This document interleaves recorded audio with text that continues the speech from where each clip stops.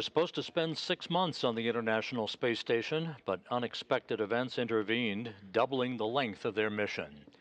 Today, NASA's Frank Rubio and Roscosmos cosmonauts Sergey Prokopyev and Dmitry Petelin begin their journey home to wrap up the longest spaceflight in history by an American and the third longest spaceflight ever. Welcome to Mission Control in Houston and the International Space Station Flight Control Room here at the Johnson Space Center in Houston, where flight controllers are working in concert with their Russian counterparts across the ocean at the Russian Mission Control Center as we prepare for the deorbit burn just 23 minutes from now of the Soyuz MS-23 spacecraft that will begin the final leg of a 371-day, 157 million mile mission for Rubio, Prokopyev, and Petelin. We're standing by for more word on all of the developments that will lead up to the deorbit burn in less than 23 minutes. It will be a 4-minute, 39-second burn, a retrograde maneuver, a braking maneuver to slow the Soyuz down by 128 meters per second, allowing it to drop out of orbit with its sights set on a remote landing site in south-central Kazakhstan, just about 90 miles southeast of the town of Zhezkazgan, Kazakhstan.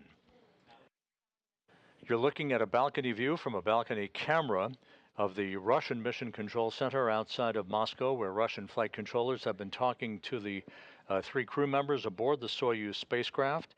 We'll talk about undocking and all of the developments that have led up to this point in time and the return of these 3 crew members that you see in this picture. Sergey Prokopyev, the Soyuz commander, in the center seat of the descent module of the Soyuz spacecraft. To his left and on the right of this picture is cosmonaut Dmitry Petelin, and on the left, NASA's Frank Rubio, who is the all-time record holder for the single longest spaceflight by an American astronaut. At the time of landing that is coming up at 6:17 a.m. Central Time, 7:17 a.m. Eastern Time, this trio will have accrued 371 days in space, completing 5,936 orbits of the Earth, and as we mentioned, a mission spanning 157.4 million miles, roughly the equivalent of 328 round trips to the moon and back. Sergey Prokopyev, in this his second flight into space, will have accumulated 568 days in space, putting him 12th on the all-time list for most days in space by a human. Petelin and Rubio, of course, wrapping up their first mission in space and again aboard the International Space Station.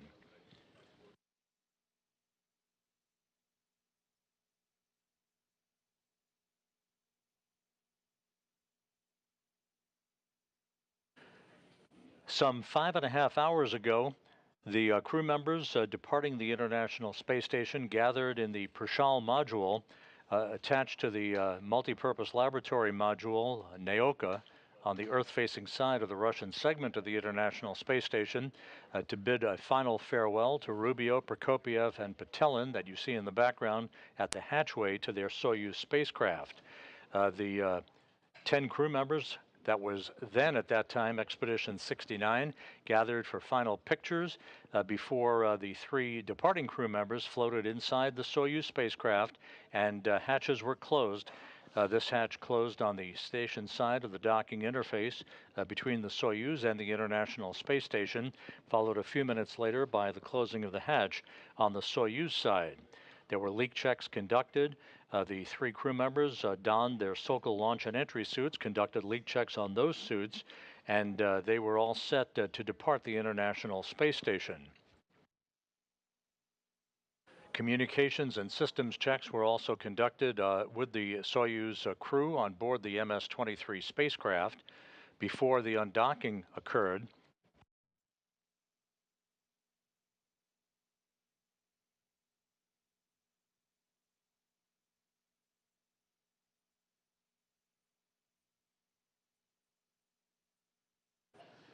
With all of the systems on the Soyuz spacecraft in good shape, the command was issued to open up the hooks holding the Soyuz in place to the Prokopyev module, and at 2:54 and 30 seconds a.m. Central Time, 3:54 and 30 seconds a.m. Eastern Time, the Soyuz departed the International Space Station as Rubio, Prokopyev, and Petelin left the complex that had been their home for more than a year.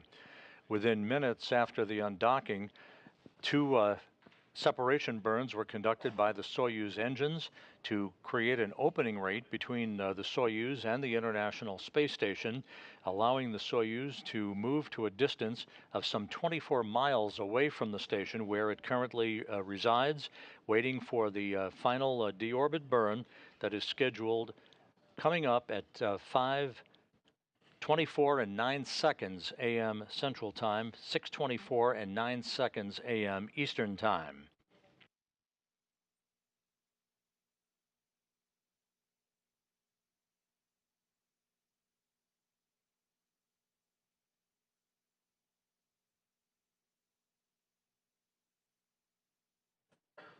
The configuration of the International Space Station before the undocking showed the two Soyuz vehicles, as you see in this graphic, the MS-23, that Rubio, Prokopyev, and Petelin are on board. The MS-24 spacecraft that was parked alongside of MS-23 was the vehicle in which Oleg Kononenko, Nikolai Chub, and NASA's Laurel O'Hara launched on back on September 15th. Once the MS-23 undocked a few hours ago, it left just the Soyuz MS-24 that was docked to the Roscosmos module on the Earth-facing side of the Russian segment of the International Space Station. And at the time of undocking, Expedition 69 formally came to an end, and Expedition 70 began under the command of Andy Mogensen that you see in the front row in this crew portrait, along with NASA's Jasmine Mugbeli. From left to right, Nikolai Chub, Konstantin Borisov, Andy Mogensen, the new commander of the International Space Station, Oleg Kononenko, Jasmine Mugbeli, Satoshi Furukawa of the Japan Aerospace Exploration Agency, and NASA's Laurel O'Hara. So Expedition 70 now underway on board the International Space Station. The crew members on the station conducting some experiments and some housekeeping in the wake of the departure of Rubio, Prokopyev, and Petelin. Meanwhile, in Kazakhstan, which is the focus of attention, the NASA and Russian landing teams are about to take off from the airstrip in Zhezkazgan, the intermediary staging site for today's recovery operations. They will be taking off in Russian Mi-8 helicopters, making their way in about a 35-minute flight to the landing site in south-central Kazakhstan. They are also accompanied by all-terrain vehicles and an Antonov 26 fixed-wing aircraft that is serving today, as it always does for the Soyuz landings, as an airborne data and communications relay center, relaying data and voice from the crew once it approaches the landing site back to the Russian flight control team in Korolyov.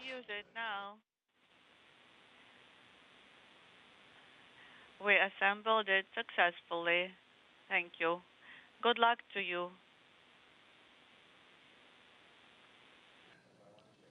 A few weeks ago, Frank Rubio, who is the new all-time record holder for the longest single spaceflight in U.S. history, had an opportunity for a brief chat with the former record holder, NASA astronaut Mark Vande Hei, whose record stay of 355 days in space was eclipsed back on September 11. Let's take a look at that quick conversation between Rubio and Vande Hei about tips that Vande Hei provided Rubio about today's entry and landing. Since it's been a long time since your Soyuz instructors talked to you about landing and what to do, I'm going to remind you about a couple things that I might have made a mistake on. I succeeded with keeping my mouth shut when we hit the ground. That was a good thing, so I didn't bite my tongue off. And but make sure you do keep your head in the seat. You will have the strength to be able to lift your head off the seat. So when you're tempted towards the end to check how far above the ground you are, don't do that, because it might creep up and get you before you thought it was there, because you do hit just as hard as everybody says you do. Yeah, the good thing about that is that I'll have some help, because I think my spine has extended just enough that I kind of am wedged into my seat liner, so I shouldn't move very much at all.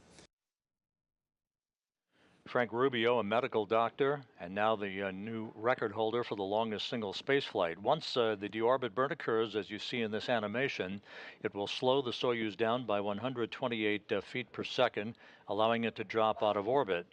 The pyros will fire about 27 minutes later to separate the three sections of the Soyuz vehicle, the descent module that the crew is strapped in, ready for entry, the only piece of the Soyuz that survives with its heat shield pointed in the direction of travel. About 15 minutes before touchdown, parachutes will deploy from the Soyuz in a carefully choreographed sequence that will enable the Soyuz to gently sway toward the landing site in Kazakhstan. Just a few seconds before touchdown, the soft landing engines will fire in a final braking maneuver, and the Soyuz will have touchdown. Again, the touchdown point about 90 miles to the southeast of Zhezkazgan in a remote area on the steppe of Kazakhstan, where the Russian search and recovery forces comprising the Rosaviatsia Civil Patrol will be waiting along with RSC Energia personnel to begin the extraction of the crew from the Soyuz spacecraft. Once out of the spacecraft, the crew will be placed in reclining chairs, comfortable chairs, to enable them to have a few minutes to regain their equilibrium. They will be feeling the tug of gravity against their bodies for the first time in more than a year today. They will then be carried in those chairs to a nearby inflatable medical tent for medical exams and an opportunity to take their Sokol launch and entry suits off and get into more comfortable flight clothing. They will be then carried to three waiting helicopters, Mi-8s, Russian Mi-8 helicopters, for a 2-hour flight back to the staging city in Karaganda, Kazakhstan, where they will split up, Rubio boarding a NASA jet for a flight back to Houston, and the two cosmonauts, Prokopyev and Petelin, boarding a Gagarin Cosmonaut Training Center aircraft for their flight back to Star City, Russia, and their training base outside of Moscow.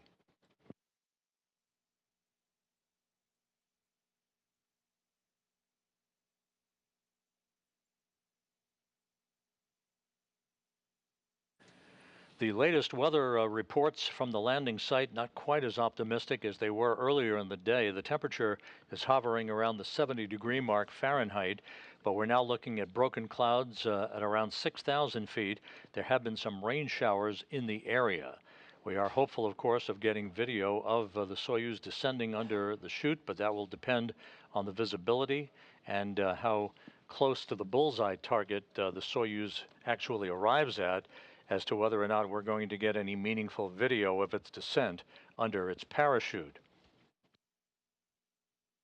Some of the milestones in terms of the times coming up as we approach the 10-minute mark before the deorbit burn is initiated. The deorbit burn again will begin at 5:24 and 9 seconds a.m. Central Time. It will last 4 minutes, 39 seconds in duration, slowing the Soyuz down by 128 meters per second, allowing it to drop out of orbit. The module separation that will occur takes place some 27 minutes after the deorbit burn. That module separation that is initiated by pyros will separate the top section, the orbital module, the middle section, which is the descent module, where the crew is strapped into their seats, Prokopyev in the center seat, Petelin to his left, and Rubio to his right. The lower section, the instrumentation and propulsion module, will be separated and discarded as well. The descent module, again, the only portion of the Soyuz that survives the rigors of entry. Those rigors will first be felt at about 5:54 and 51 seconds a.m. Central Time, as the three crew members reach the first traces of Earth's atmosphere. They will feel the first effects of Earth's gravity in more than a year at that point, as they then, just a few minutes later, enter into the plasma regime of peak heating, where temperatures around the spacecraft will rise to about 2,500 degrees Fahrenheit. That will last for about 5 minutes or so until they emerge from that section of the entry timeline. Maximum G loads on the crew will build up to about 4 to 5 Gs against their bodies before the command is sent to open up the parachutes at an altitude of 6.7 miles. That will occur at 6:03 and 13 seconds Central Time, 7:03 a.m. Eastern Time. This parachute deployment sequence is triggered by a pressure sensor at an altitude of 41,000 feet. At this point, the parachute cover is jettisoned by pyros and springs that pull out two extraction chutes, which in turn pulls out the drogue chute. That in turn pulls out the main chute. This all takes about 20 seconds to occur. Then at some 21,000 feet in altitude, another pressure sensor starts a timer that triggers the remaining events in the landing sequence. At 18,000 feet, commands will be issued to jettison the heat shield. That's about 3 minutes after parachute deploy. Those commands also inhibit the entry thrusters and opens valves to vent all of the hydrogen peroxide fuel for the entry thrusters and oxygen in the life support system tank. If we have video at that time, you'll see a white vapor. That is normal. That white vapor is a combination of hydrogen peroxide and oxygen venting into the air. The purpose of this is to safe the vehicle for landing so that the search and recovery forces that will be landing sequentially in their Russian Mi-8 helicopters after touchdown don't encounter any hazardous gases as they try to expedite the extraction of the crew from the Soyuz descent module. Maneuver and turning off the fans of the HSA, cooling and drying equipment. Copy that, and please continue reporting your status to us.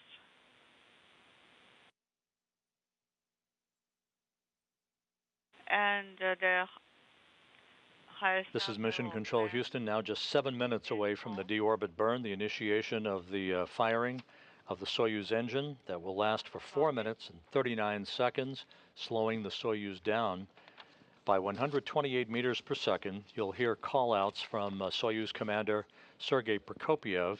The Russian flight controllers of the Russian Mission Control Center in Korolyov will be calling the crew on Prokopiev's call sign, which is Altai.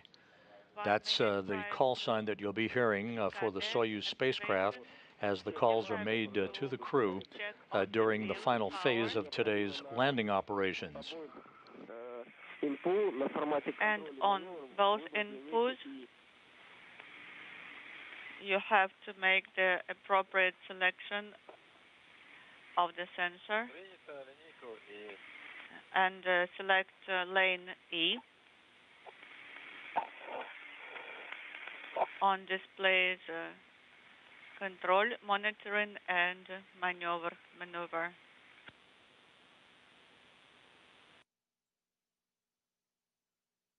The three crew members are coming home in the Soyuz MS-23 that was launched in February as a replacement vehicle for the damaged Soyuz MS-22 that Rubio, Prokopyev, and Petelin launched on over a year ago in September of 2022.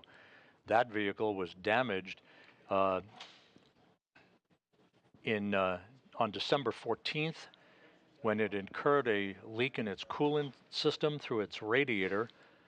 The coolant was depleted, thus rendering that Soyuz MS-22 unusable for the return of the crew. The Soyuz MS-23 was launched in February unpiloted, made an automated docking to the Prishal module on the Earth-facing side of the Russian segment of the International Space Station.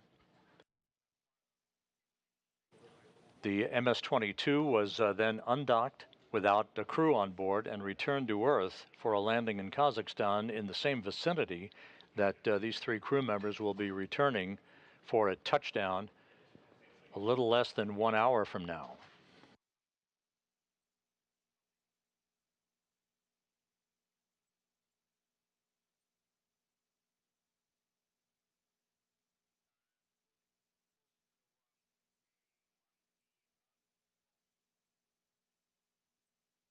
It was that coolant leak on the Soyuz MS-22 that resulted in the extension of the mission by Rubio, Prokopyev, and Petelin from 6 months to the mission that is coming to a conclusion today, 371 days, 157 million miles, Again, Rubio comes home with the longest single spaceflight in U.S. history, and this becomes the third longest spaceflight ever, behind Valery Polyakov's 438-day mission to the Mir space station, followed by Sergey Avdeyev's Mir mission of 380 days.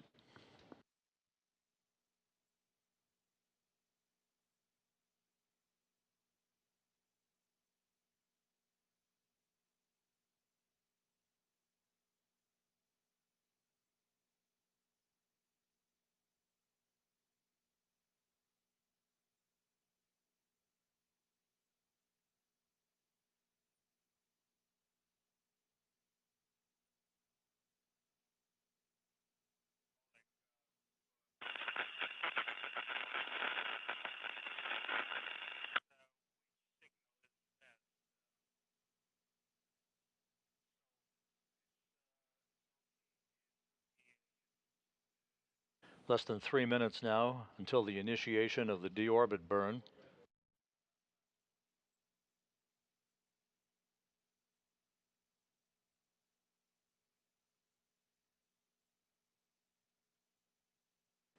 At the time of the deorbit burn, the Russian Mi-8 helicopters with the NASA Russian landing team will be taking off in sequential fashion from the airstrip in Zhezkazgan, the intermediary staging site for tonight's landing operations.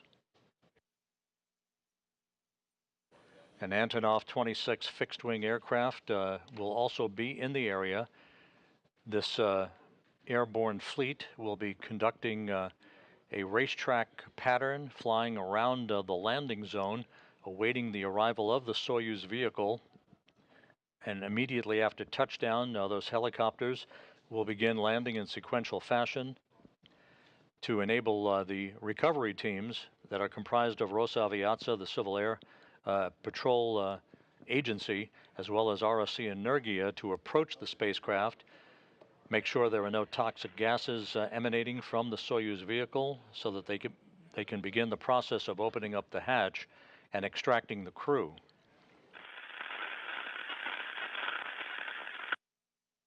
"90 seconds away now from the initiation of the deorbit burn.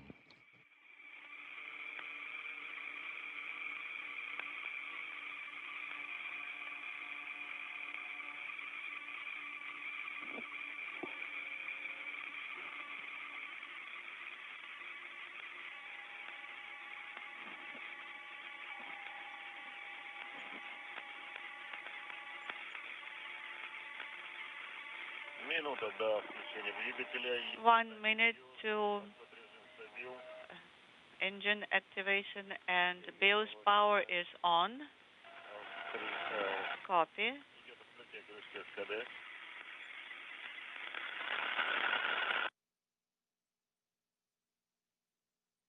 Прием З3.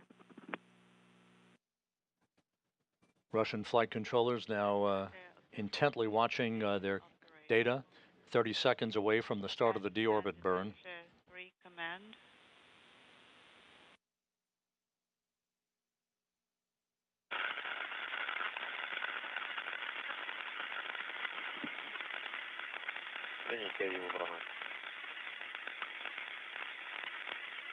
Inaudible. Standing by for the beginning of the deorbit burn.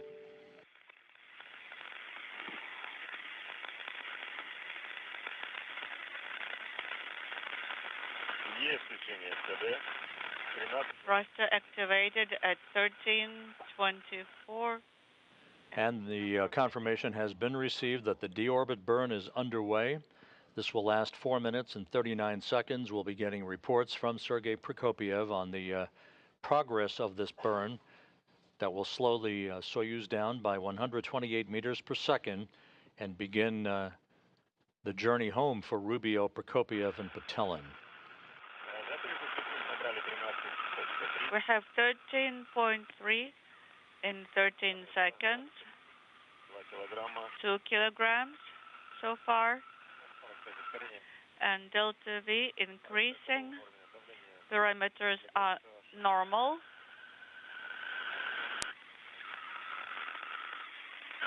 Good reports so far on the progress of the burn. Minute.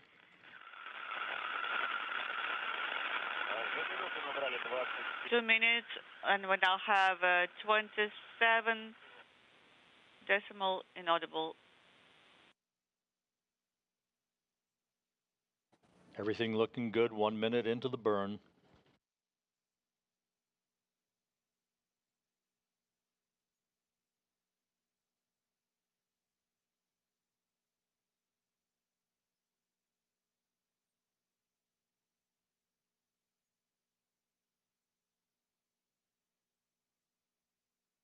Three minutes left in the deorbit burn. Everything proceeding as planned.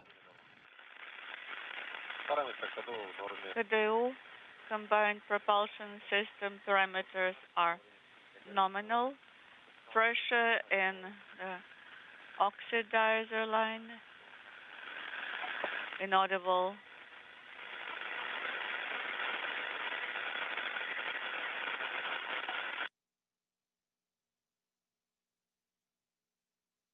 Pressure in the fuel line. 2 minutes, 10 seconds into the burn.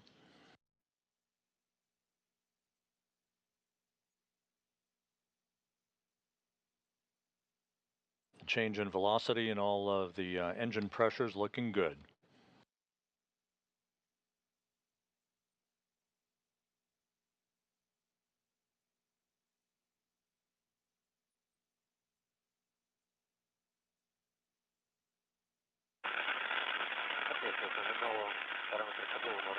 Parameters are nominal.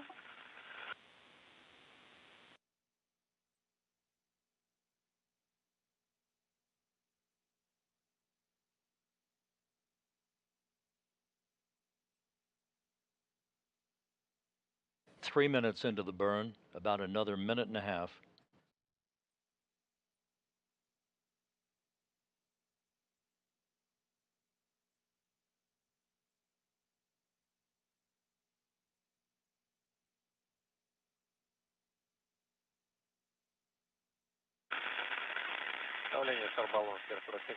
Pressure in the spherical tank is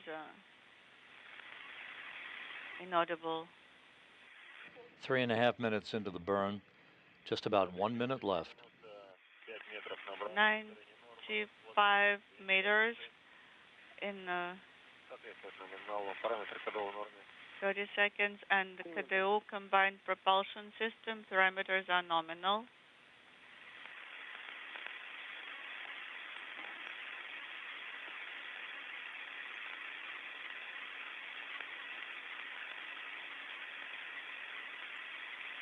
Отработали 4 минуты. 4 minutes 4 into the minutes burn. into the burn. Everything is right down the money. 157 kilograms of propellant. And pressure in the spherical tanks is 81 in number 2. About 15 seconds left.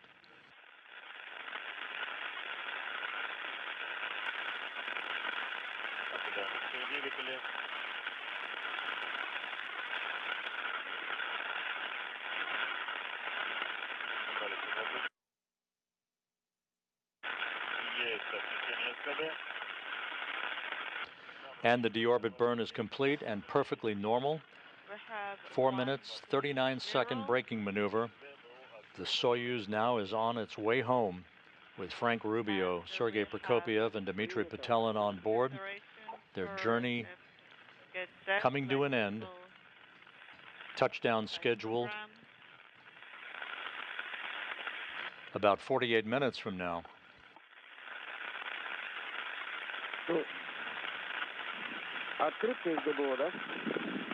Is this KDU open? Pressure. The next milestone on the road home will be the module separation that is scheduled at 5:51 and 58 seconds a.m. Central Time. The pyrotechnic separation of the 3 sections of the Soyuz.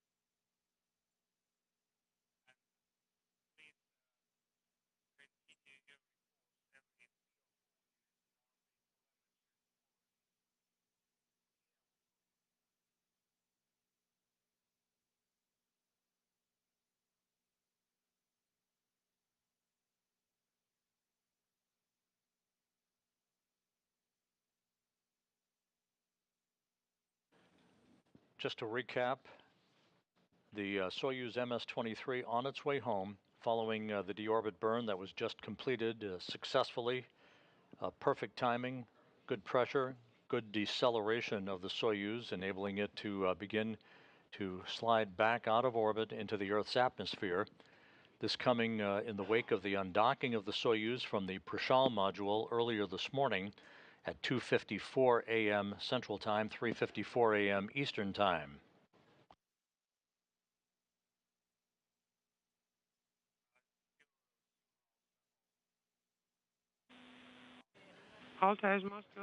And again, in this animation, you'll see the next event. There is the module separation that will occur pyrotechnically. The descent module, where the crew is located, will enter the Earth's atmosphere. Temperatures around the spacecraft will build to about 2,500 degrees Fahrenheit, heading toward the landing site in Kazakhstan. A series of events will deploy a drogue chute and then a main parachute about 15 minutes before touchdown. The chute deployment sequence will occur, setting the stage for the firing of the soft landing engine just about 1 or 2 seconds before touchdown. That is planned to be about 90 miles to the southeast of the town of Zhezkazgan. The Russian Mi-8 helicopters are airborne now, heading for the landing site, which is about a 35-minute flight. They will arrive in a circular racetrack pattern around the landing site that you see there at the bullseye mark, moving from southwest to northeast, passing just south of Baikonur, the cosmodrome where the Soyuz launches take place. Most recently, Laurel O'Hara launching with Oleg Kononenko and Nikolai Chub on the Soyuz MS-24 spacecraft. They're now part, of course, of Expedition 70. The weather at the landing site right now is showing broken clouds at about 6,000 feet, light winds, temperature around 69 degrees Fahrenheit, and some rain showers in the area. So it is questionable as to what our visibility will be of the spacecraft descending under the parachute. We'll stand by, of course, and as soon as we have video from the landing site, we'll bring it to you.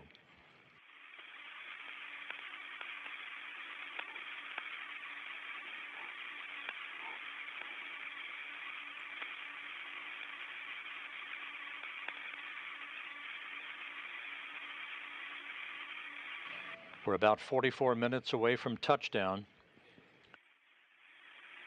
Once the spacecraft does touch down, the search and recovery forces will land in sequential fashion in those Russian Mi-8 helicopters. The most critical personnel, the RSC Energia personnel, and the search and recovery forces will make their way to the spacecraft and begin the process of opening up the hatch and extracting the crew one by one, placing them in nearby chairs alongside their vehicle. They'll have a few minutes to gain some equilibrium, feeling the effects of gravity for the first time in more than a year before they're carried in those chairs into a nearby inflatable medical tent so that their Sokol launch and entry suits can be removed. They'll receive initial medical exams and be put in more comfortable flight clothing for the subsequent 2-hour helicopter flight back to the staging city of Karaganda. Copy. I'll give you the time in a second.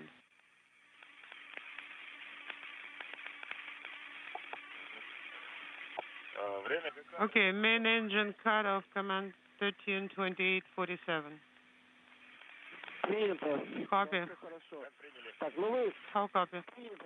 Yes, copy. Our specialists are working. One thing that we'll note here, in about 8 minutes, as the Soyuz moves to a distance of about 87 miles away from the International Space Station on its descent towards the beginning of the traceable senses of Earth's atmosphere, that will end our guaranteed voice communication with the Soyuz through a relay to the International Space Station itself. That VHF relay still in place and being heard, of course, by the Russian flight controllers at the Russian Mission Control Center outside of Moscow. So starting at about 5:42, The communications from the Soyuz will be a bit choppy. We may lose comm for a while, especially as the Soyuz descends into the peak heating regime for about 5 minutes. That peak heating regime will begin at about 5:56 a.m. Central Time. Often communications is lost for several minutes until the Soyuz emerges from that plasma regime that builds up that ionization around the spacecraft itself. At that point, the Soyuz will begin to approach the area where voice communication will be established with the Antonov fixed-wing aircraft that is flying in the vicinity of the landing site to relay data from the spacecraft as well as voice back to the Russian flight control team in Korolyov.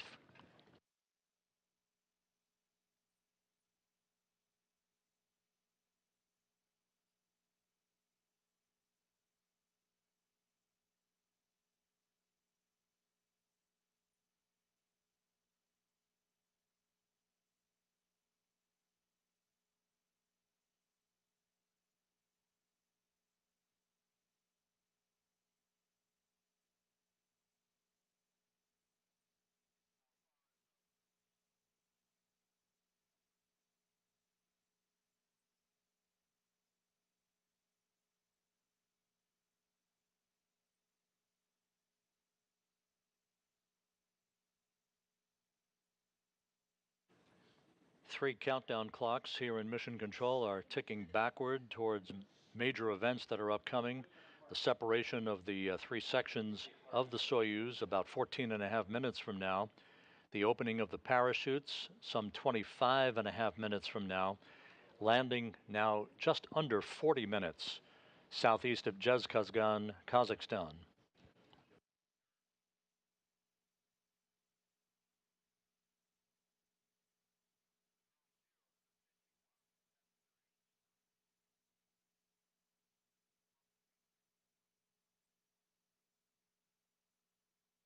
In addition, right after the completion of the deorbit burn, the orbital module, the top section of the Soyuz spacecraft, the three-section Soyuz spacecraft, it was depressurized about 10 seconds after the conclusion of the deorbit burn, setting the stage for the module separation that's coming up.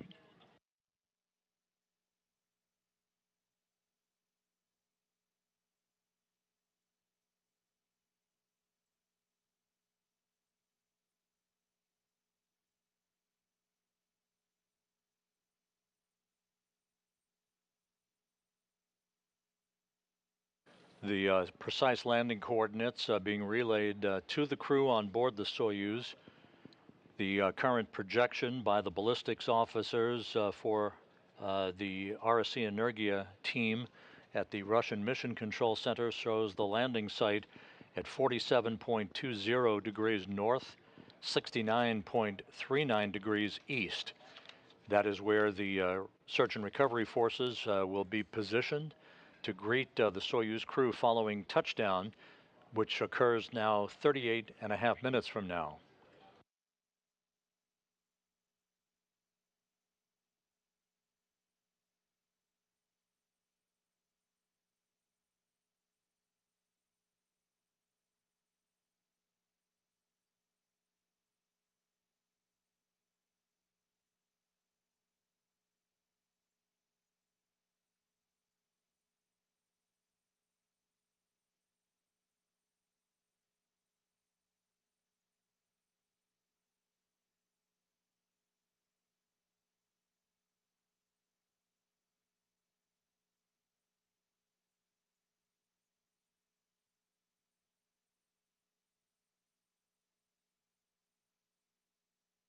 "12 minutes until module separation, the next major milestone en route home for Frank Rubio, Sergey Prokopyev, and Dmitry Petelin.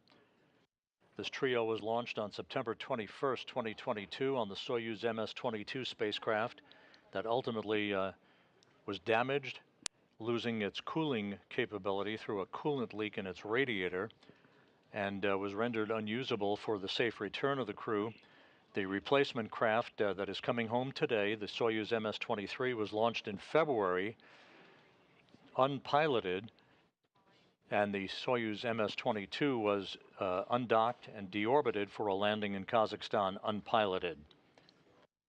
The coolant leak resulted in the extension of the mission by Rubio, Prokopyev, and Petelin that is coming to a close today after 371 days, the third longest spaceflight in human spaceflight history.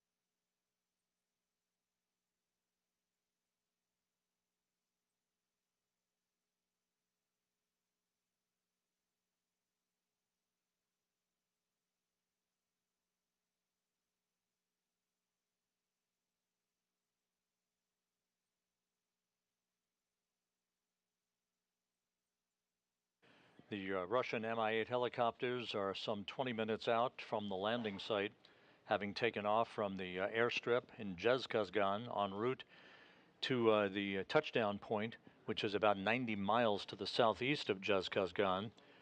Those helicopters left Karaganda earlier this morning, several hours ago, flew 2 hours to Zhezkazgan to refuel, and now are en route to the landing site to begin the recovery of the 3 crew members.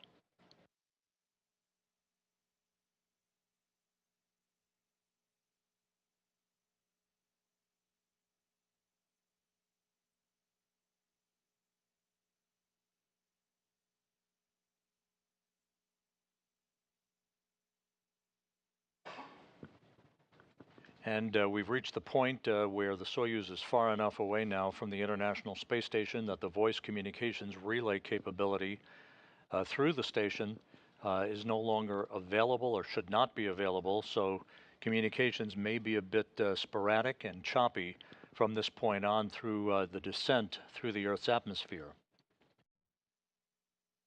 9 minutes until module separation.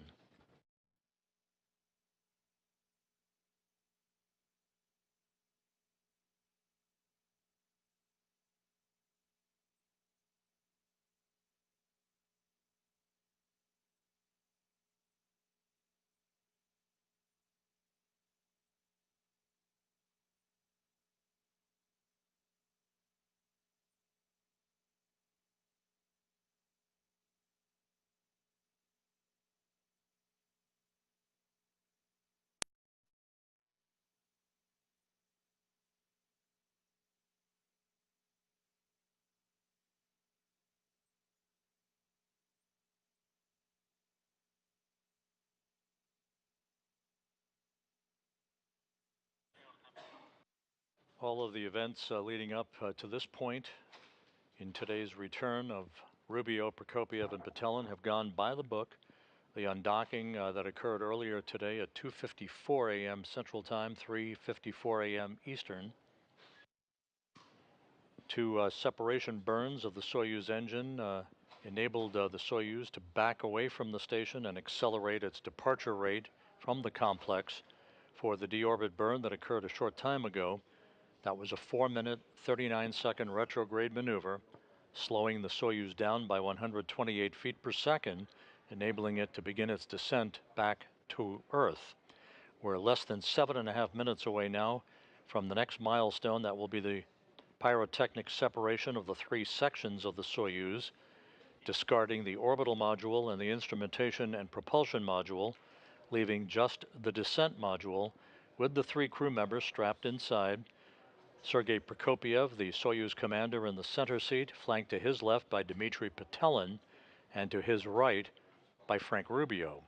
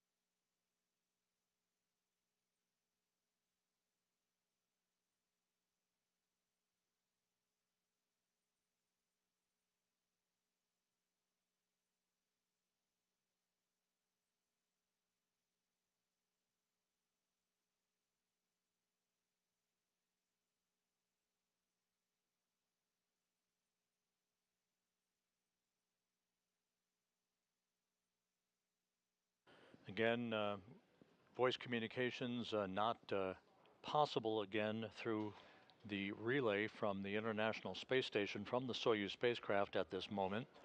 The Soyuz now too far away from the station to provide that relay. This is normal. Everything is proceeding on track, coming up on the 5-minute mark until module separation.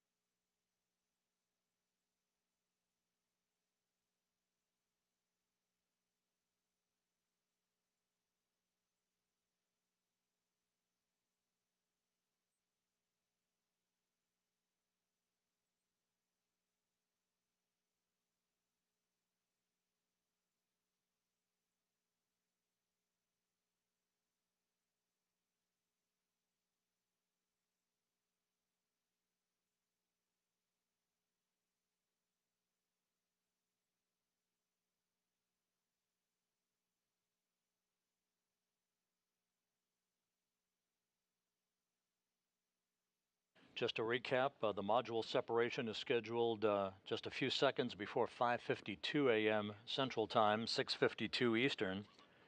That will be followed about 3 minutes later by entry interface at an altitude of 62 miles. The first tug of gravity against the 3 crew members' bodies in over a year at that point as they begin the plunge back into the atmosphere. Some 2 minutes after that, they'll entry into plasma, where the peak heating around the spacecraft will begin.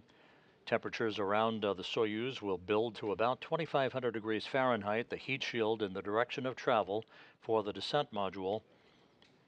As it ablates or repels that heat, there will be an orange fireball, if you will, around the spacecraft. This is typical for returning space vehicles coming through the atmosphere at their high rate of speed. This will be about a 3-minute regime in the plasma for the 3 crew members. Once they emerge from that, G loads or the G forces against their bodies will build to about 4 to 5 Gs just after 6 a.m. Central Time. The command to open chutes will be initiated at 6:03 and 13 seconds a.m. Central Time, 7:03 a.m. Eastern Time. Again, that parachute deployment sequence triggered by a pressure sensor at 41,000 feet. The main parachute cover will be jettisoned by pyros and springs, pulling out 2 extraction chutes, which in turn will pull out the drogue chute, and in turn pulls out a main chute, about 20 seconds for all of that to happen. At an altitude of 21,000 feet, another pressure sensor starts a timer that initiates all of the remaining events in the landing sequence. At 18,000 feet, commands will be issued to jettison the heat shield. That's about 3 minutes after chute deploy. Those commands inhibit the entry thrusters and open valves to vent hydrogen peroxide fuel for the entry thrusters and oxygen that is in the life support system tank. If we have video at that time, we'll see whether we will or not, but there will be a white vapor that's normal. That's a combination of hydrogen peroxide and oxygen venting into the air to safe the vehicle for landing so that no hazardous gases are present when the search and recovery forces land in their Russian Mi-8 helicopters to begin the process of opening up the hatch to the Soyuz and extracting the crew.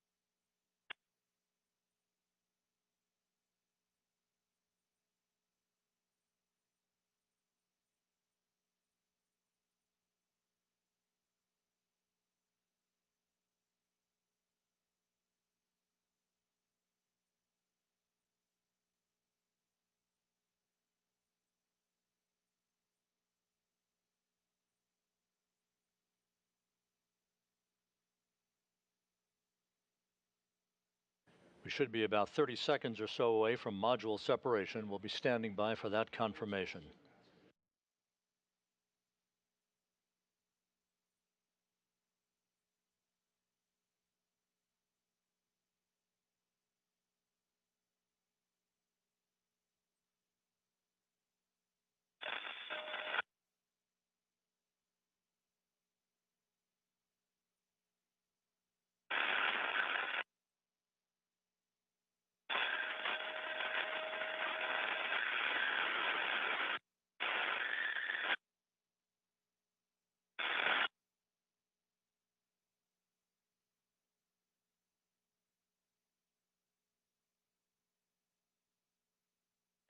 And now reports having been received from the Russian Mission Control Center of a nominal separation of the three sections of the Soyuz.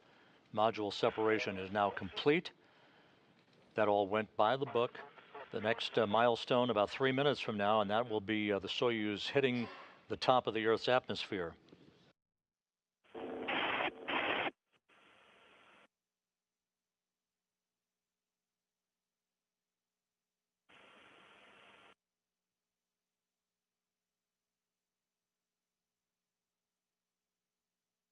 Huntsville Station on 2 for OCT2.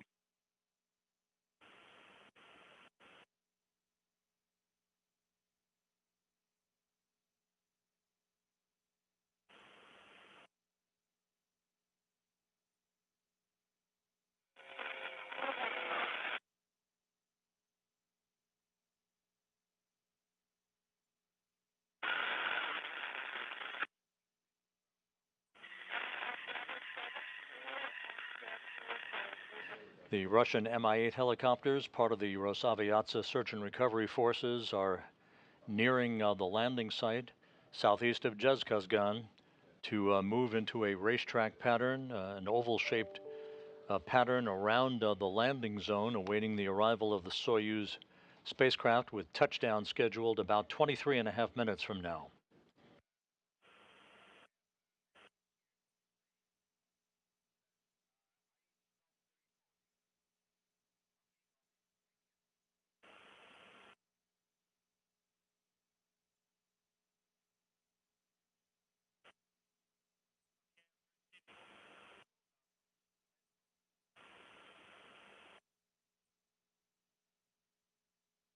Flight controllers in Korolyov outside Moscow receiving data from the Soyuz spacecraft through their communication satellites, the Luch system.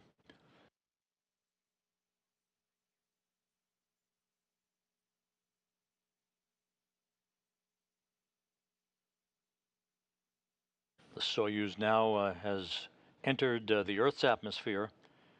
The three crew members feeling the first effects of gravity on their bodies in 371 days.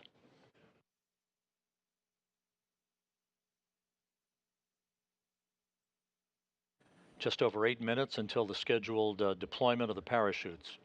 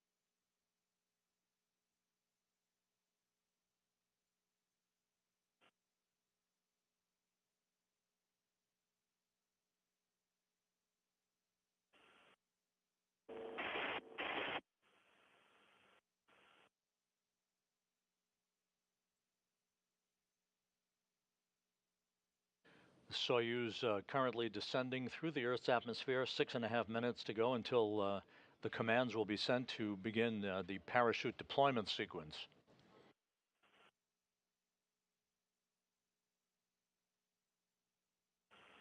As expected, we are not receiving voice communication from the crew. This is typical at this point of the entry sequence. Once the spacecraft passes through the plasma regime, the period of peak heating, we should be hearing from the crew once again, with communications relayed through the Antonov 26 fixed-wing aircraft in the vicinity of the landing site.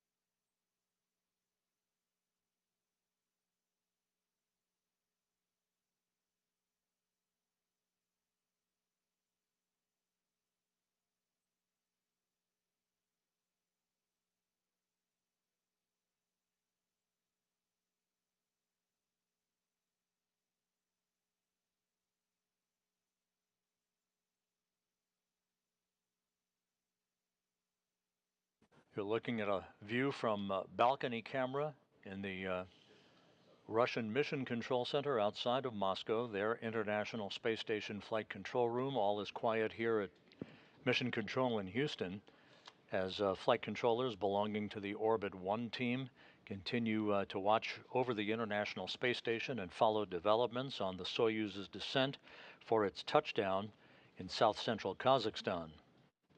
Landing is scheduled just over 19 minutes from now.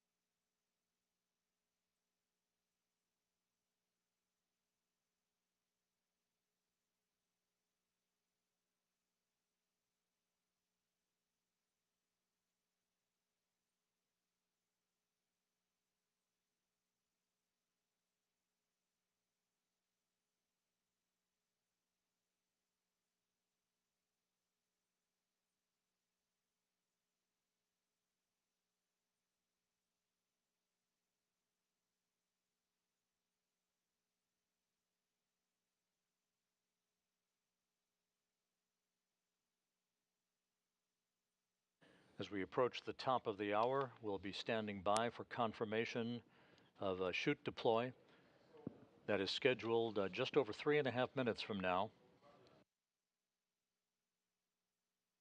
The Soyuz should be emerging from that plasma regime any minute.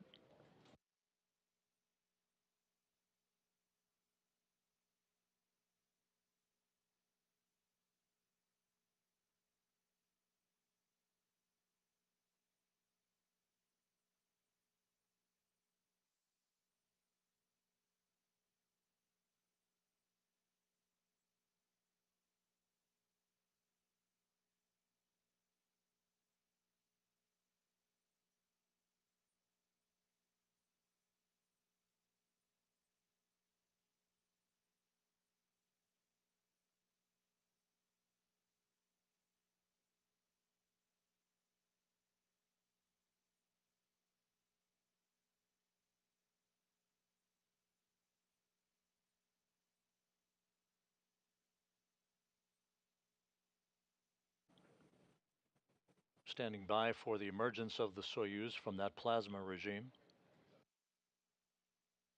This is the point where the crew is experiencing maximum G loads on their bodies of about 4 to 5 Gs.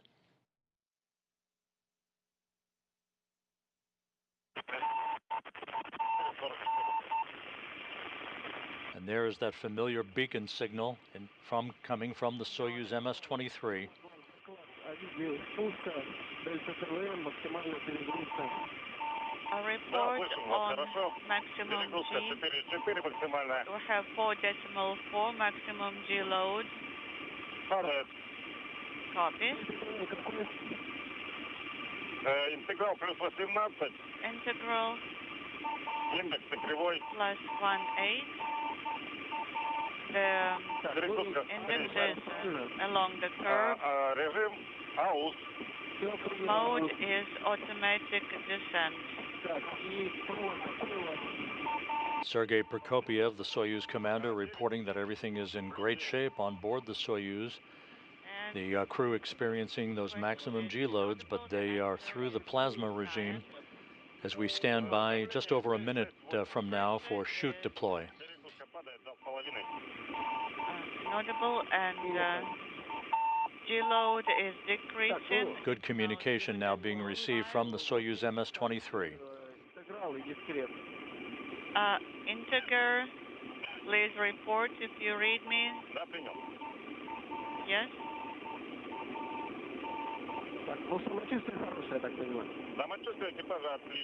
And how are you feeling?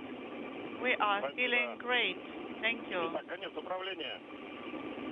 End of control. Integer is +18. Index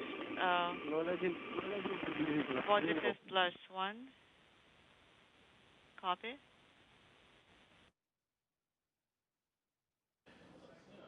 Sergey Prokopyev reporting that the crew is feeling well. Great news as the Soyuz MS-23 approaches its landing site in Kazakhstan. Touchdown expected less than 14.5 minutes from now.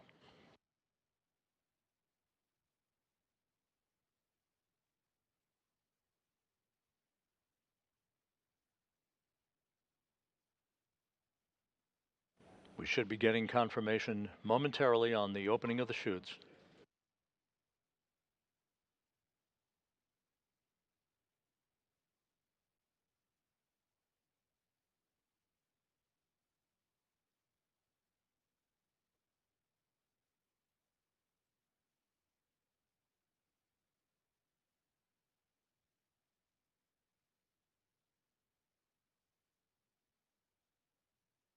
The Russian Mi-8 helicopters, part of the search and recovery forces, are approaching on station in the landing zone around where the Soyuz will touch down 13.5 minutes from now. We should be getting confirmation momentarily on shoot deploy.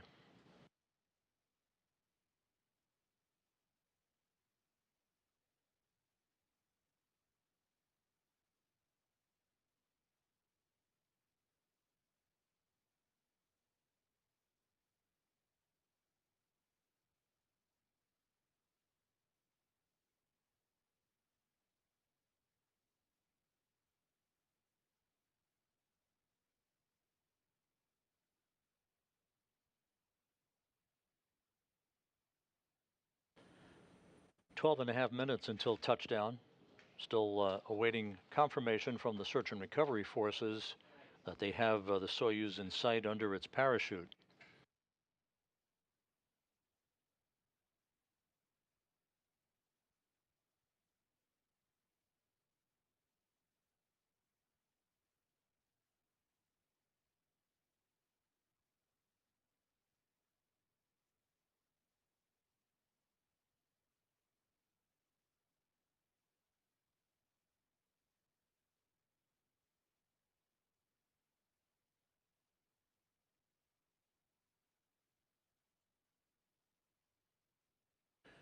We now have confirmation that the Soyuz parachute has been deployed.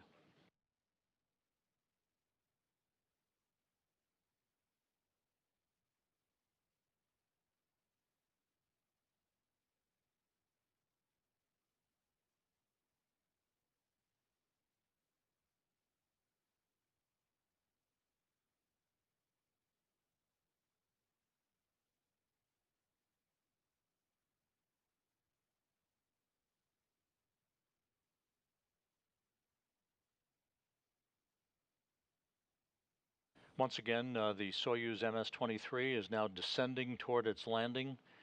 Just about 11 minutes from now, its parachute has deployed. The crew is feeling well, according to Sergey Prokopyev, the Soyuz commander. All of the entry events have gone by the book to this point.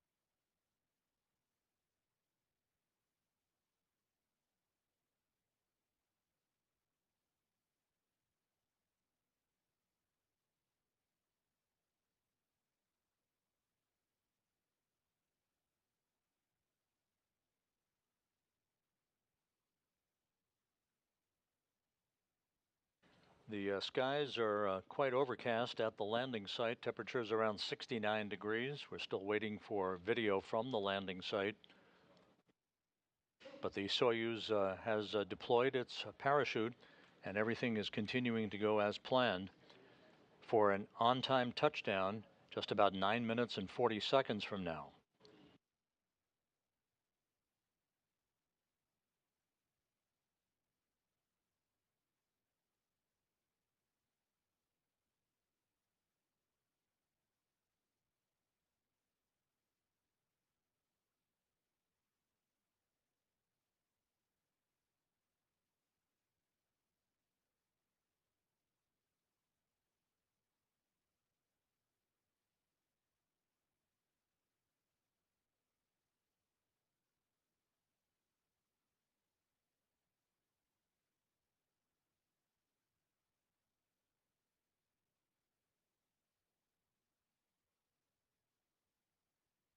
The search and recovery forces at the landing site now confirm that they have the Soyuz in sight under its parachute. All of the events to this point have been a winner. Everything has gone according to schedule, and the crew, according to Sergey Prokopyev, the Soyuz commander, is feeling well. Just 8.5 minutes until touchdown.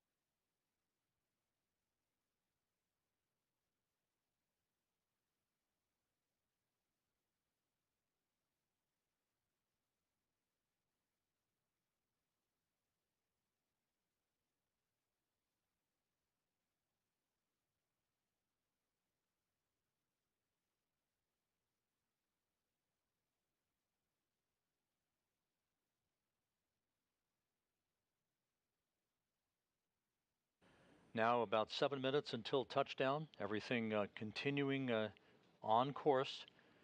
The chutes have been deployed for the Soyuz MS-23. It is gently descending under its large orange and white parachute. Search and recovery forces have the vehicle in sight. The Russian Mi-8 helicopters are circling the landing zone waiting for touchdown, at which point they will descend and land in sequential fashion to begin the process of arriving at the capsule and extracting the crew.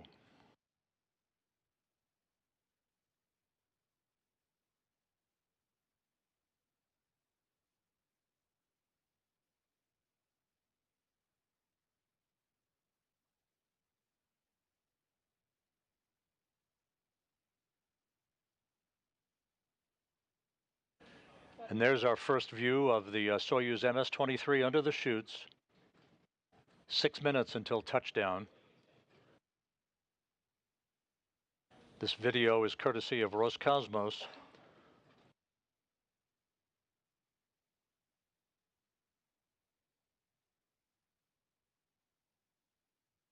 Soyuz descending at its normal rate of descent.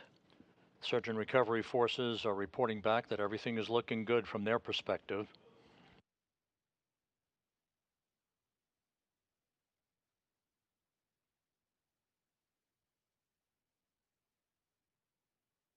There were some rain showers in the area earlier today.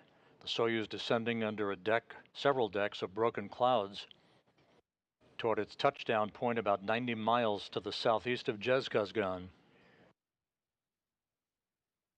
Again, this video courtesy of Roscosmos from the landing site.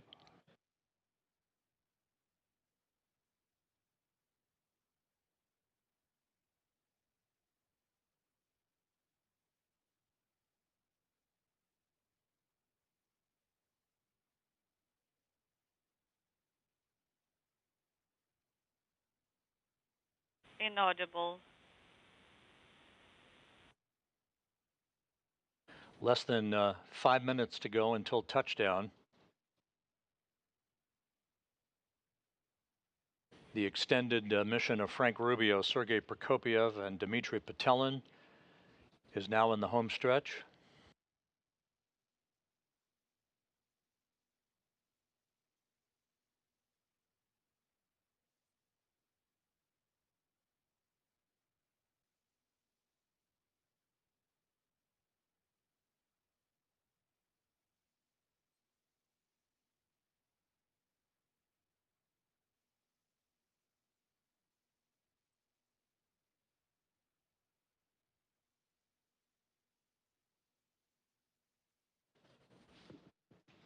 Once again, you're looking at the return of Frank Rubio, Sergey Prokopyev, and Dmitry Petelin after more than a year in space.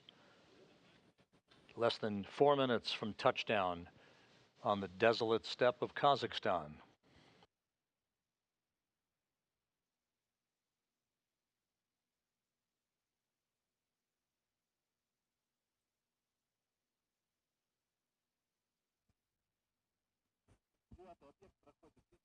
The parachutes deployed as planned at 6:03 a.m.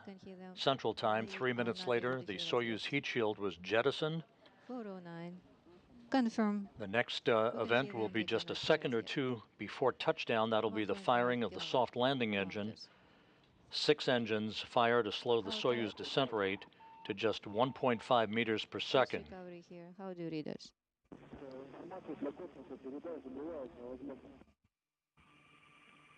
Inaudible. We observe you. We have a visual. How do you read us here?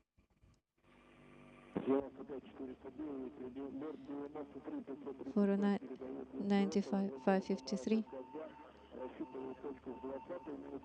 Search and recovery forces communicating directly now with Sergey Prokopyev, saying that they have a good visual on the spacecraft. Just over 2 minutes until touchdown. It has been 1,000 meters. We are not able to connect with them in audio yet. We can hear them, they are not hear us yet. It has been 1,000 meters. We hear them, they are not. Less than 1,000 meters from touchdown.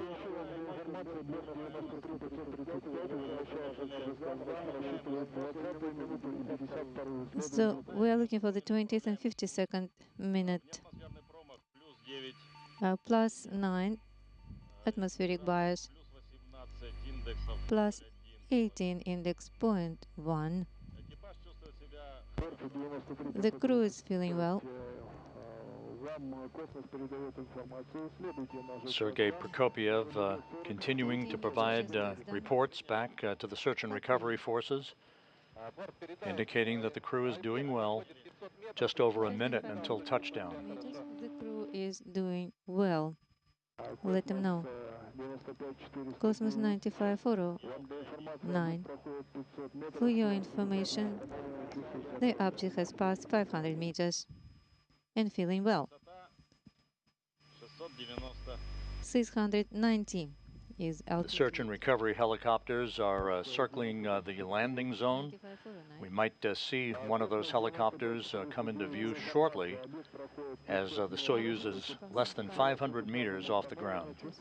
We have come with the crew and they're feeling well. Prepare. 100 meters to ground. 100 meters to go. The crew being told to brace for touchdown. Object getting close to touchdown. Object touchdown. Touchdown confirmed at 6:17 a.m. Central Time.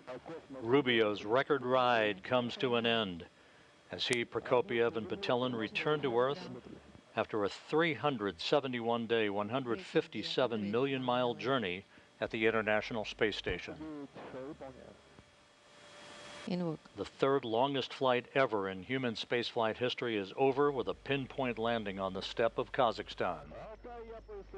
Altai, Search and recovery here, how do you read?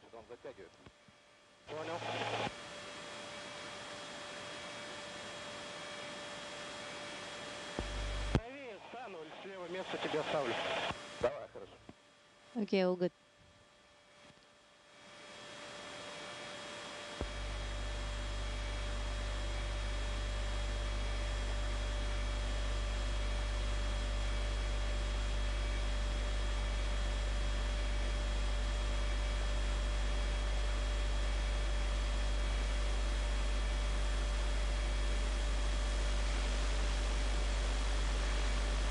Once again, Soyuz MS-23 has landed on the steppe of Kazakhstan. A bullseye touchdown for the 3 crew members, Frank Rubio, Sergey, Prokopyev, and Dmitry Petelin. 409, how do you read?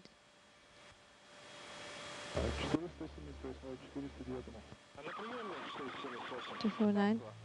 Landing occurring as planned at 6:17 a.m. Central Time, 7:17 a.m. Eastern Time, 5:17 p.m. at the landing site that you're seeing right now in our live view. I believe so. Let it get a bit About an hour closer. and 53 minutes before sunset.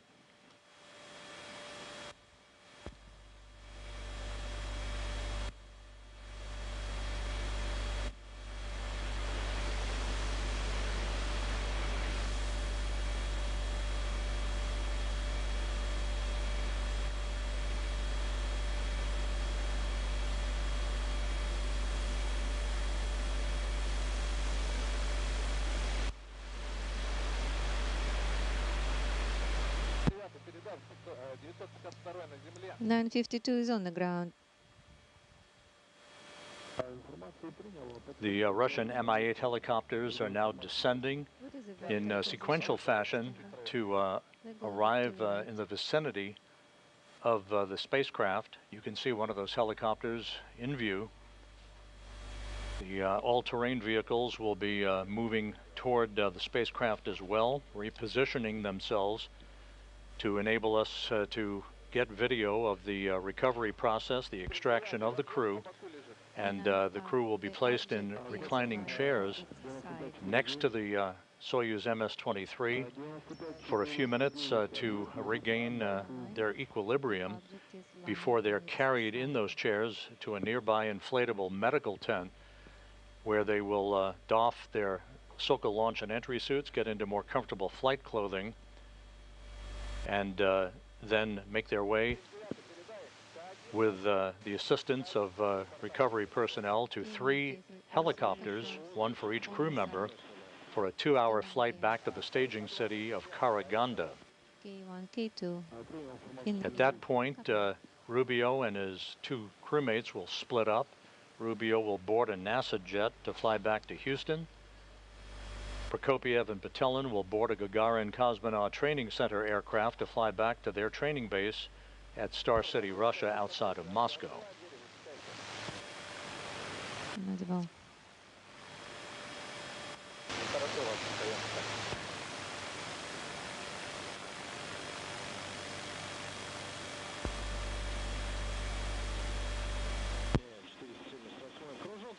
For 77, I will circle one more time.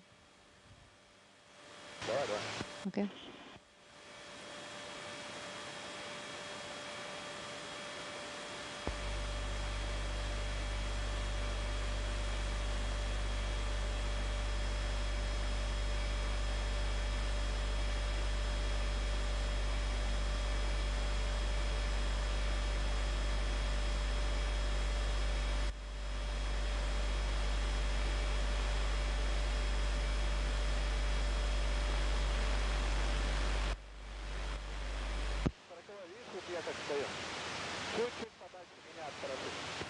Go a little bit further, 49.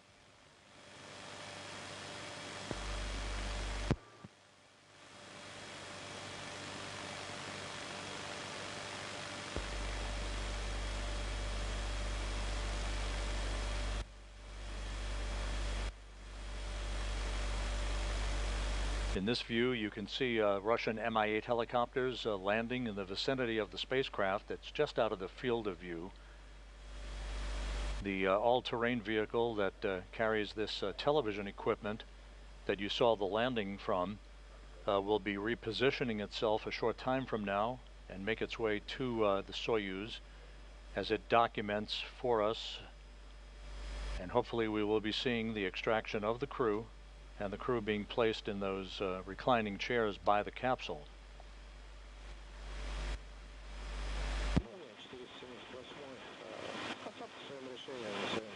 (178) landing in its place.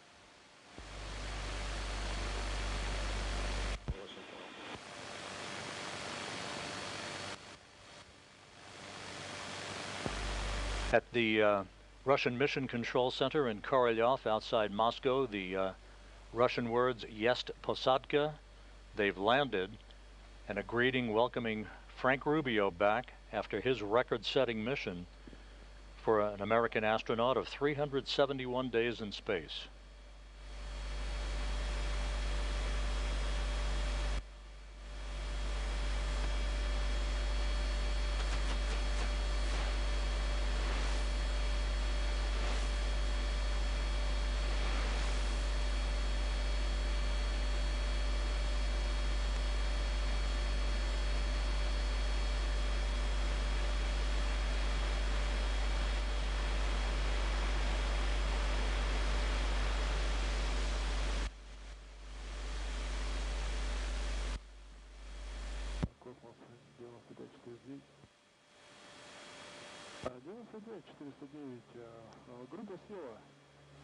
Four 09, checking coordinates.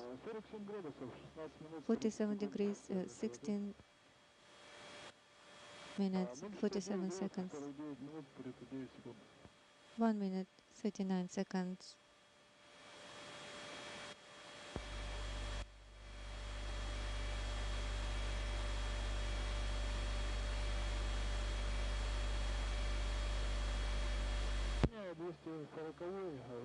This is 240.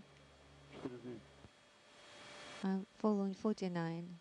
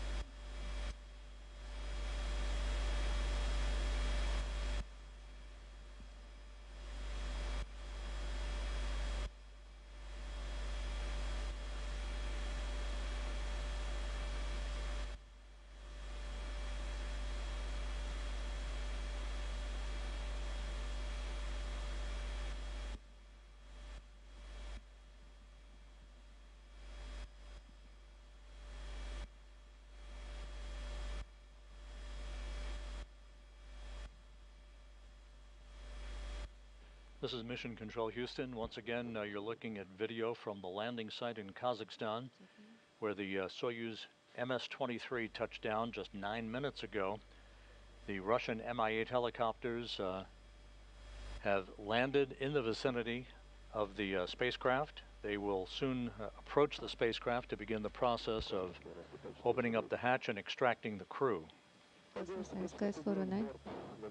Touchdown occurred right on time at 6:17 a.m. Central Time, 7:17 a.m. Eastern Time.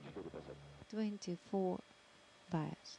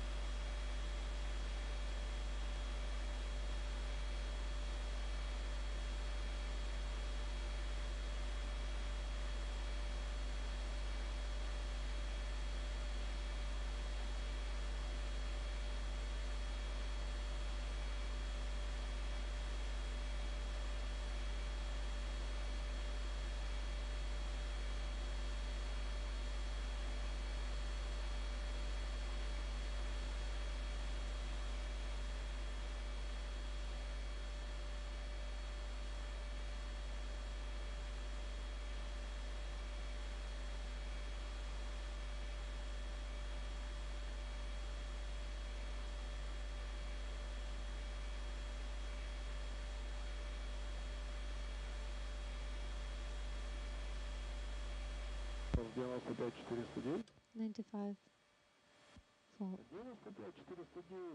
09.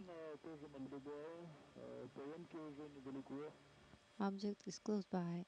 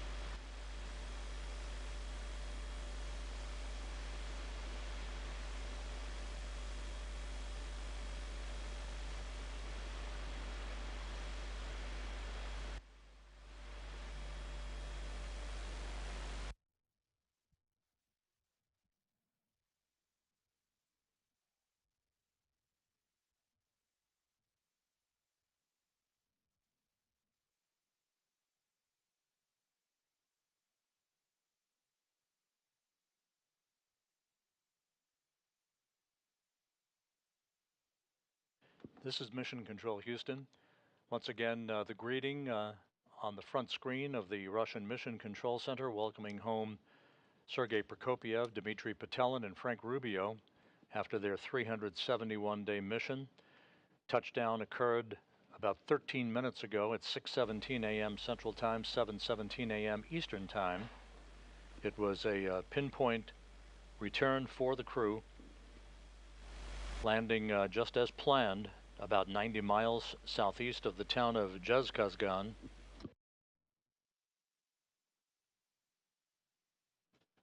The Russian search and recovery forces, the Russian Mi-8 helicopters, have landed to begin the process of extracting the crew from the Soyuz. All of the events beginning with hatch closure late last night Central Time, followed by the undocking of the Soyuz from the International Space Station's Prishal module at 2:54 a.m. Central Time this morning, and the Deorbit burn that occurred several hours later. All of those events went by the book. No issues whatsoever. Sergey Prokopyev reporting to the search and recovery forces in the final minutes before touchdown that the crew was feeling well and ready for their return to Earth.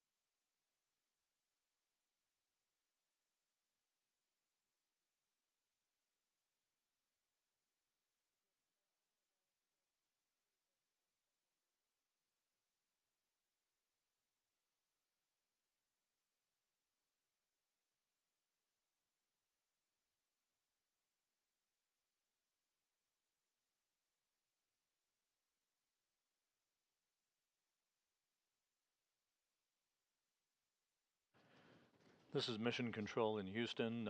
We're still awaiting for video from the spacecraft at the landing site. The search and recovery forces are there. They are beginning the work to extract the crew from the spacecraft. So far, we do not have video alongside the spacecraft itself. The video resources at the landing site have to be repositioned from where they were to show us the touchdown that occurred about 18 minutes ago.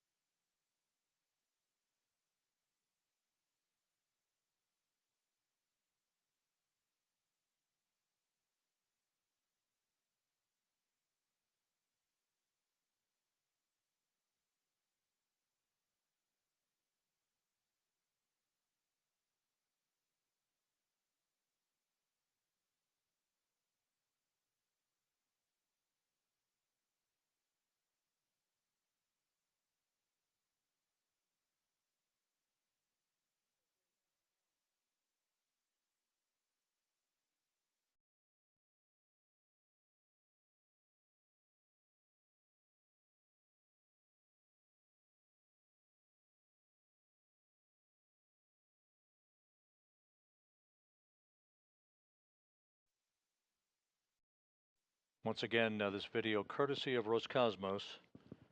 Sergey Prokopyev, who was strapped into the center seat of the descent module of the Soyuz spacecraft, always the first out. He'll be followed by his two crewmates here shortly. Touchdown occurred just 20 minutes ago at 6:17 a.m. Central Time, 7:17 a.m. Eastern Time, 5:17 p.m. at the landing site.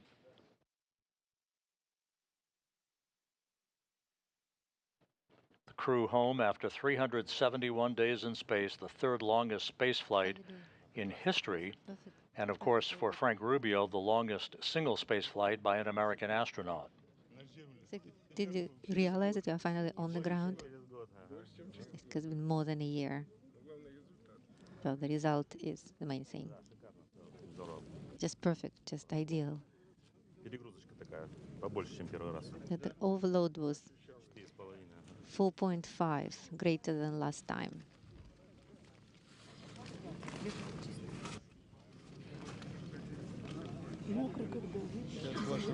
So wet.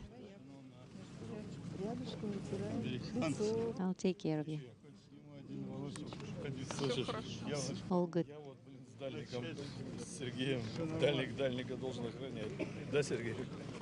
I'll just stay here, take care of you too.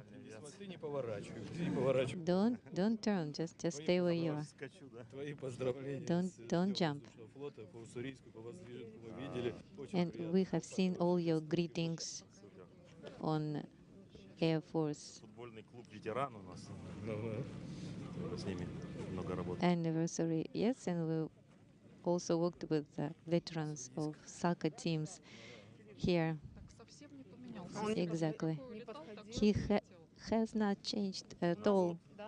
You look the same as when we were sending you off to space. So the date is ready. Prokopyev exchanging greetings with Some of the members of the search and recovery forces happy to see him for the first time in over a year.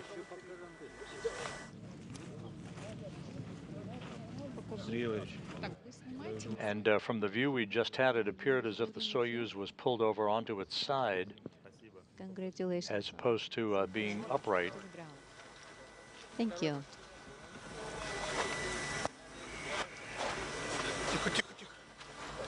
Easy, easy.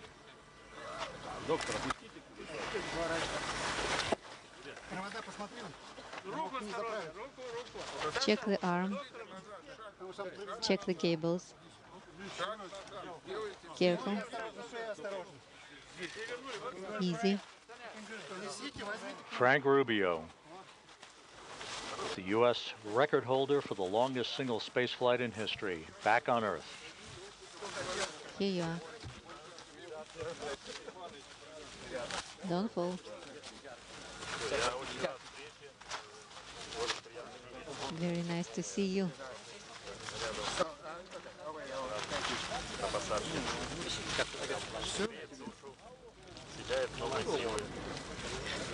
So great.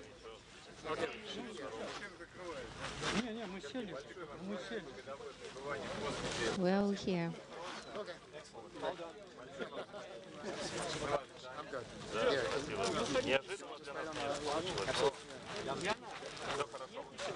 All went well.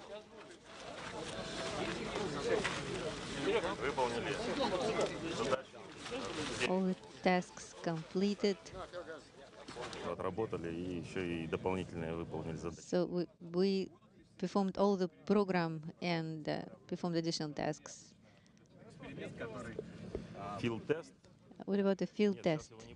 No, we're not going to have a field test now, but tomorrow we'll have a Sozvezdia constellation experiment that is going to be an interesting experiment on controlling manual descent. Thank you.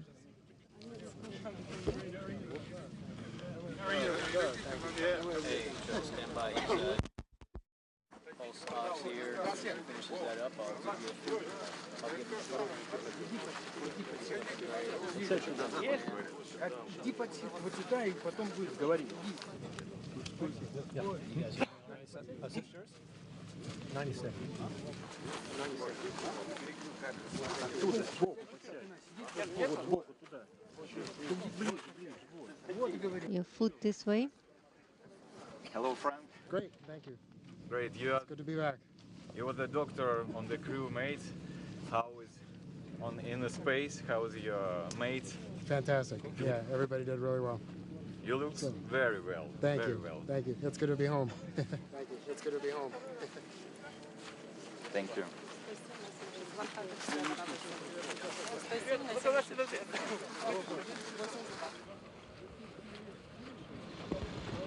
Once again, the view from the landing site, right by the Soyuz MS-23. Frank Rubio on the left, Sergey Prokopyev on the right.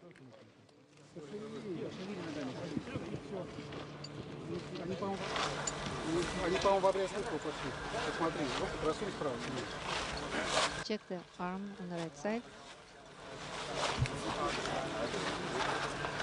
And Dmitry Petelin now being removed from the Soyuz spacecraft. Easy, easy here. Turn. Legs. Turn back. Remove cables.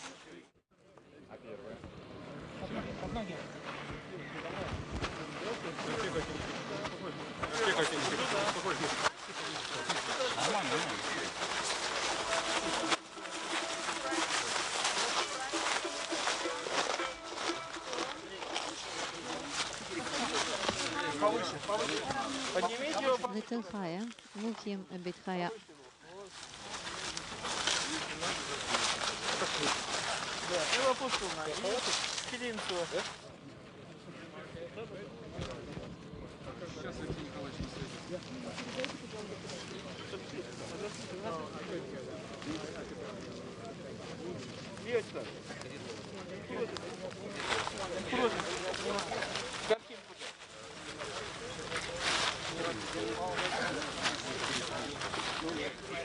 Frank Rubio receiving congratulations there from Joel Montalbano, the International Space Station Program Manager, who along with NASA's Chief Astronaut Joe Acaba, part of the NASA team on site.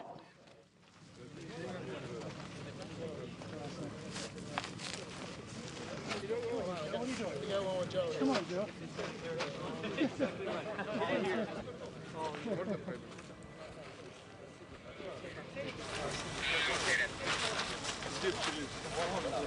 Серега!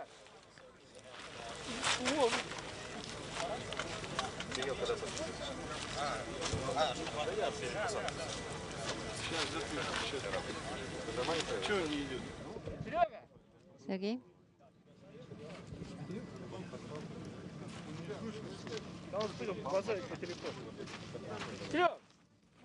And a view of the Soyuz MS-23 spacecraft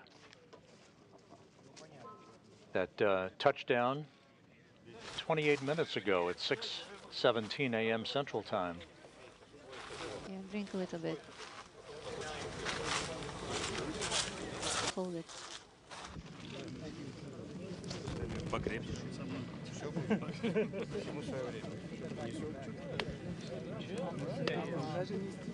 Everything is in due time.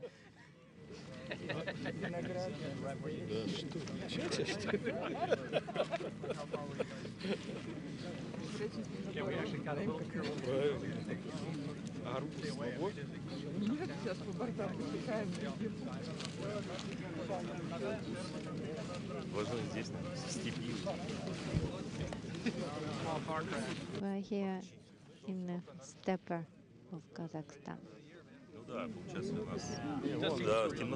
Sergey Prokopyev, the commander of Expedition 69 and the Soyuz commander for the landing today, comes home after 2 flights in space and a total of 568 days, putting him 12th on the all-time list for most days in space by a human being.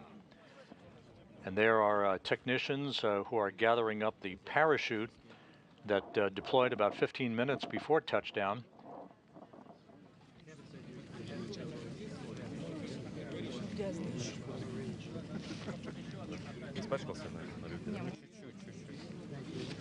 Still a bit dirty that happens.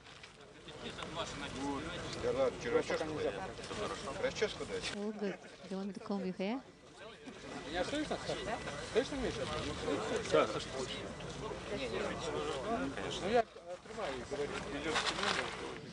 раз когда начал колбасить. Палатки пораньше. После филтеста. А также термочечная только надо, да? Нормально, ничего удара не было. Такой. Приложила. So you had that, it was a bump, so did feel it. This is Mission Control Houston, continuing to receive video from the landing site in south-central Kazakhstan. On the right, Sergey Prokopyev, the Soyuz commander and the commander of Expedition 69, which came to an end with the undocking of the Soyuz MS-23 this morning at 2:54 a.m. Central Time, 3:54 a.m. Eastern Time. Expedition 70 began. Prokopyev handing over command of the International Space Station to European Space Agency astronaut Andy Mogensen. Expedition 70 now well underway and will continue through the course of the fall time frame until Mogensen returns to Earth next spring with Crew 7.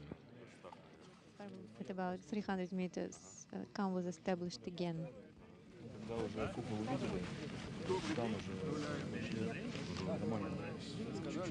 At that time, we also acquired visual.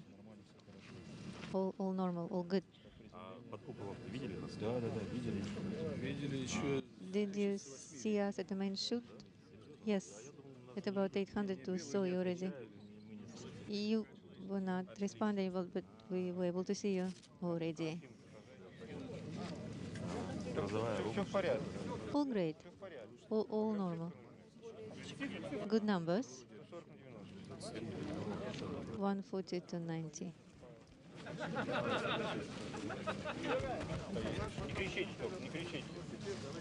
Don't scream over there.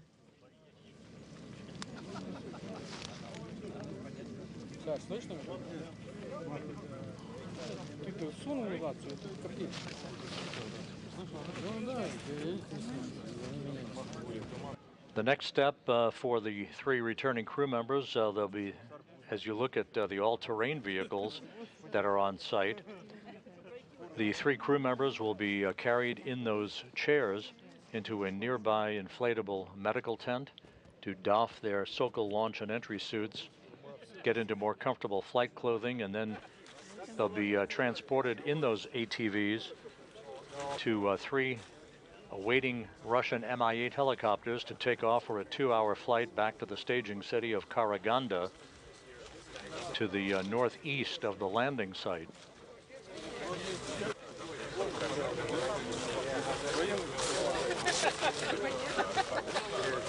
Soyuz didn't get any bigger. Oh, really?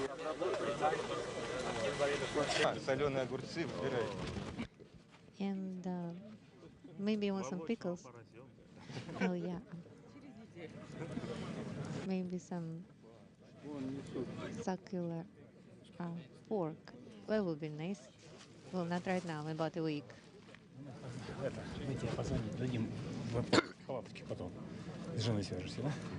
So then at the tent, you will talk to your wife, okay? The landing occurred about an hour and 53 minutes before sunset at the landing site. You can see the sun beginning to fade on the horizon. On the left in the left side of your screen is Dr. Joe Schmidt, who is Rubio's attending flight surgeon, and on the right is the NASA nurse Yana Shelopova. And then once we got all picked up, I couldn't reach him. So, I'm not sure. I'd rather not be. I mean, it doesn't feel terrible. Okay, they're bringing the watermelon for you.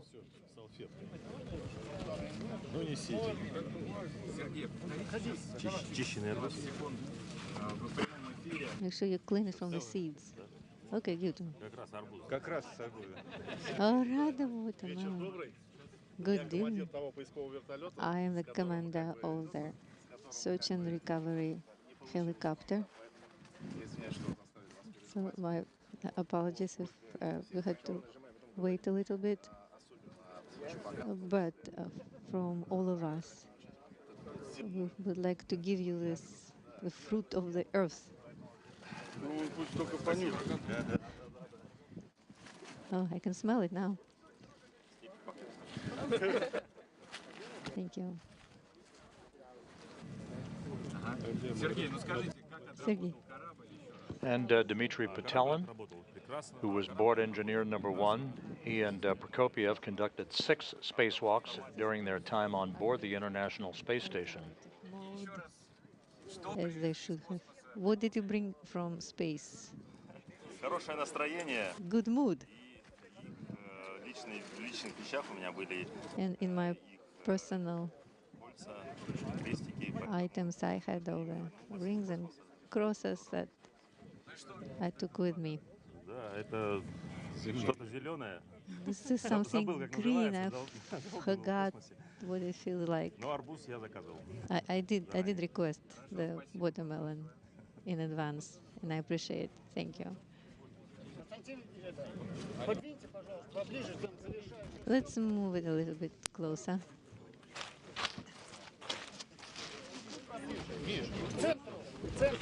Closer to the center.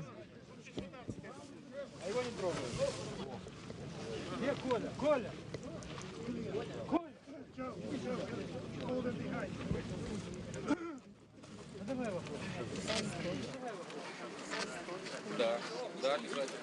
Дмитрий, чего больше всего ждали? Год. Dmitry, you've been there for a year. Yes, actually, I was expecting to be here half a year before, and we've been waiting impatiently to get back. And it was my first landing. I didn't know what to expect exactly. Today I felt it to the fullest, the loads and gravity. What did you bring to your daughters from space? I brought souvenirs, photos, images that were brought to me by a Progress vehicle. Are you going to follow some experiments right now as you returned as an operator?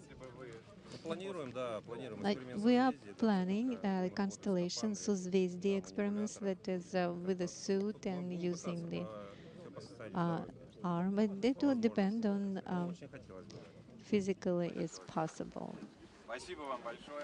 Thank you very much.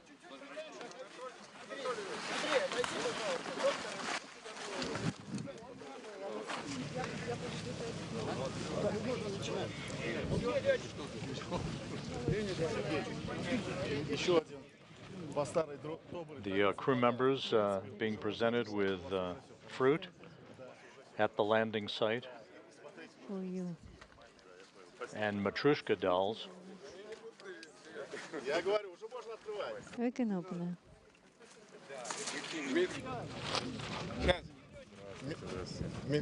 Dmitry. For you.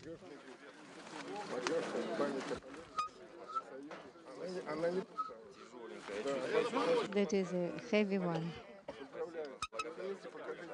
A heavy wooden doll, Matryoshka.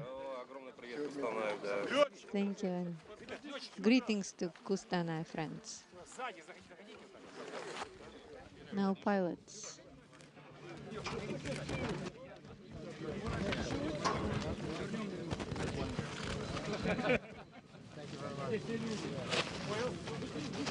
Photo. They stand in the back.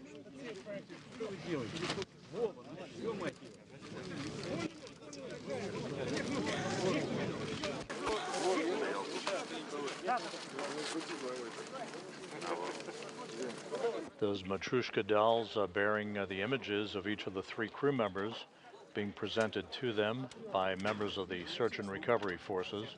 I'm taking pictures of everybody. Oh, perfect. Very good.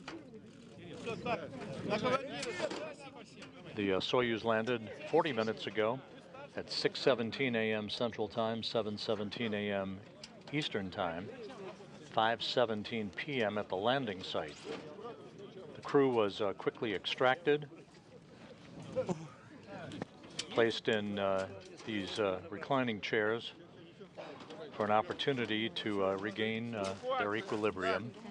They'll be carried in those chairs a short time from now into a nearby inflatable medical tent, where they will doff their Sokol launch and entry suits, get into more comfortable flight clothing, receive medical exams, and then be flown on 3 individual helicopters 2 hours to the staging city in Karaganda, Kazakhstan, where they'll split up.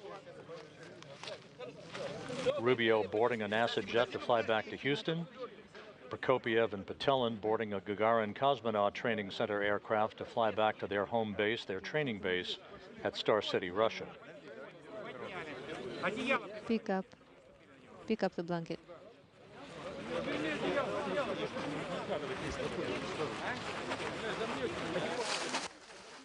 Prokopyev, thumbs up, being moved toward that medical tent.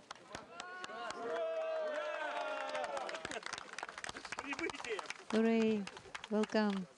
Welcome back.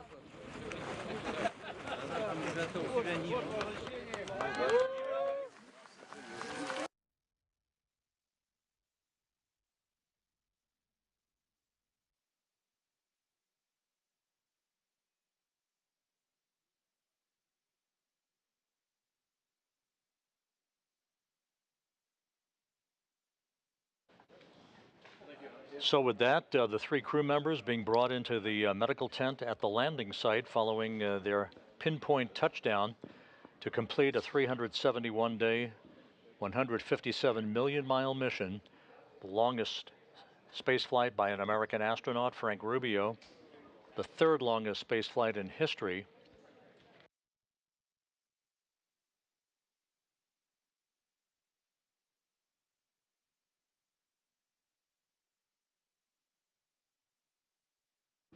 As we mentioned, the crew members were quickly extracted from the Soyuz MS-23 that landed on time, on target, and are now being brought into the nearby medical tent.